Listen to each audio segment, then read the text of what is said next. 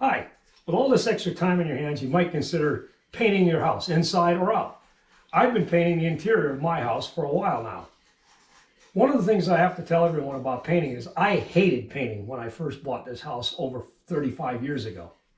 A neighbor of mine who had been a painter showed me why I hated painting, and a lot of it was the fact that I didn't have the right tools. The better the tool, the better the paint job. So the first thing I'll tell you is buy a good brush. I have some brushes, and I'll show you this one. This brush, clearly been around. I dated it, September of 2015. Look at how good the bristles are on that brush. I can still cut in a window sash without any problems with this brush. It's all about starting with a good quality brush, keeping it clean, cleaning it properly, and storing it. I've painted all the walls in the downstairs part of my house. Today I'm going back and painting the trim and some doors. So the first thing I want to talk about is prep. If you look at this door, my front door, I've taken all the hardware off so I can paint right over the holes without having any of those annoying swirl marks around the door hardware. I've also cleaned the doors. I'm saving time by not showing you how to do that. And I'm not promoting a particular brand of paint, but what I'm going to tell you is I've learned to use this urethane alkyd semi-gloss enamel white paint, but it comes in a variety of colors.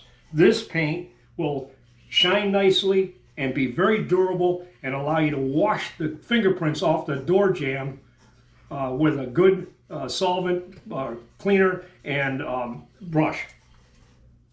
Okay, a couple more things to mention here while we're doing this painting project.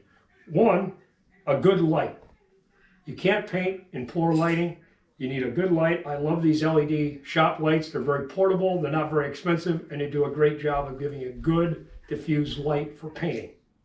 Second thing is a drop cloth, just in case you drop your brush or the paint bucket. Okay, I've started by putting a small amount of paint in a disposable cup. That way, if I drop it, not as big a mess. I've loaded my brush, which is important because you need to keep all the bristles together in order for the end bristles not to spray out and hit the wall. Now remember, I'm not a professional painter. I've just learned this over many years of messing around. So I'm going to start with the trim. I'm going to start with the outside edge against the freshly painted wall. And this is going to be a little bit of a trick because I want you to see that I'm coming into the paint and I'm going to get the paint started. And then I'm going to draw straight down that joint right there in between. Now, the trick to this is start out at the outer edge, and once you see the paint where you want it, look ahead of the brush, not behind it. Always look where you're going, not where you've been, and draw that line straight down that joint between the two surfaces. I'm holding the brush at about a 45-degree angle so I can look right where the brush bristles touch the wall and find my mark.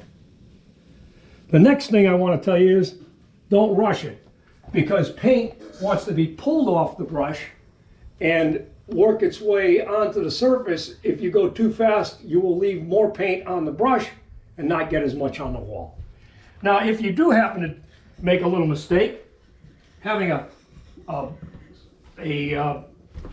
putty knife and a paper towel, a little bit of dampness on that towel, you can then come over here, take that putty knife, wrap it in a piece of paper towel, and draw it right down the corner like that, and remove any mistake you might have made. And if you don't like the looks afterwards, you can go back and just touch it up a little bit. So just a quick example of how you can clean up a little bit, but watch what you're doing because it dries fast. Now we finished the door trim, the casing as it's technically known, and I'd like to show you that a little bit so you can see that that's finished. Cut in, that took about 15 minutes total time. The next thing we're going to do is paint this 6-panel entry door.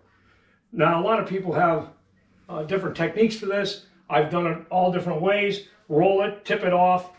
I prefer to do a full brush job on it. It seems to work the best, and that's what I like to do. So the first thing I do is I start with, I've already removed all the hardware, as you can see. I've cleaned the door, of course, so that there's a minimal amount of grease and dirt left on there. So I'm going to start with the panels themselves, and cut them in, and then I'll go down and paint with the grain on each of the stiles that in between the raised panels. So we'll start with this panel right here. And we'll come right down and follow the curvature, and we'll go right inside there and across the bottom. And of course, sometimes you actually want to go across the grain on these doors, because especially if it's never been painted before, then you'll get the paint into all the little grains that have been molded into the door. And then I always want to brush in the direction of the adjacent panels so that it blends in. When I get to it, I don't have brush strokes to deal with, okay? And believe me, it doesn't take much to get a brush stroke in one of these doors. It will show up when you're done. You stand back and look at it. And I can tell you from experience, sanding cured paint, dry paint, is not much fun. So you can see I've sort of done that one. I'm going to move on to the next one, and then I'll start the stiles in between, and then I'll break, and you'll see the finished product in about a half an hour on one of these doors. Okay, one other little detail, painting around the window, you try to keep the paint off the glass, of course. So I'm going to show you a little technique that I use to get this painted. So I'm getting just the edge of the brush in there, and I'm going to come right along that edge. And I'm going to do that a couple times, rolling the brush in from the outside of the door towards the window so that I can control where the paint flows. And then, of course, if you get a little bit on the glass, don't worry about it. Run a razor against the glass down around the outline, and then scrape it off. It'll come right off. Okay, we're nearly finished painting the door now, and I just want to take a couple of minutes to finish up with a couple of techniques and tips that I wanted to share with you. One, when you're painting a door like this, you want to try to always remember when you get to the stiles that you can paint out on them, and then go back in the direction across to start with the cross stiles, and then go back in the direction of the grain on the outer portion, so that your brush strokes always blend with the simulated wood grain. As you can see, I'm finishing up here, and the door looks pretty good. But as with most projects, you always find things that you can do afterwards that come up while you're doing it. For example, I noticed how badly the hinges are discolored, so somewhere in the future I'll get new hinges for this door. Nothing wrong with the door, it's a good fiberglass door. It'll last a long time. And put some new hinges on it. So this is pretty much the end of the program for today. I'm going to show you a little bit of painting a baseboard, cutting it on the top as the final segment. And with that, enjoy your painting. I know I hated it when I started 35 years ago. I kind of enjoy it now. Hope this was helpful. Take care.